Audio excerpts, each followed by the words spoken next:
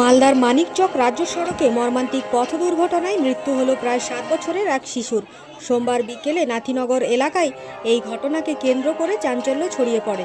স্থানীয় সূত্রে জানা গেছে, শিশুটি একটি টোটো থেকে নেমে রাস্তা পার হওয়ার সময় দ্রুত গতিতে আসা একটি বেসরকারি বাস তাকে ধাক্কা মারে। এরপর বাসের চাকায় পিষ্ট হয়ে ঘটনাস্থলেই মৃত্যু হয় শিশুটির। এই মর্মান্তিক ঘটনায় গোটা এলাকায় শোকের ছায়া নেমে আসে। খবর পেয়ে দ্রুত ঘটনাস্থলে পৌঁছায় পুলিশ। দেহটি উদ্ধার করে ময়নাতদন্তের জন্য মালদা মেডিকেল কলেজ ও হাসপাতালে পাঠানো হয়েছে। ঘটনার সময় পর্যন্ত শিশুটির পরিচয় জানা যায়নি। পুরো ঘটনার তদন্ত শুরু করেছে পুলিশ। মালদা থেকে নিজস্ব প্রতিনিধি রিপোর্ট, জিও ভারতী। অ্যাক্সিডেন্টই হয়েছে টোটো থেকে, মানে আগে বাস মেরে দিয়েছে টোটোতে মারার পরে বাচ্চাটা পড়ে গেছে, পড়ার পরে বাস চেপে চলে গেছে। আচ্ছা, কোথায় হয়েছে ঘটনাটি? ঘটনাটি হয়েছে নাথিনগর স্ট্যান্ডে। আচ্ছা, ছেলেটির বয়স কত? ছেলেটির বয়স 7 বছর। আচ্ছা, পুলিশ প্রশাসন এসছে? পুলিশ প্রশাসন এসছে। আমার নাম আলী।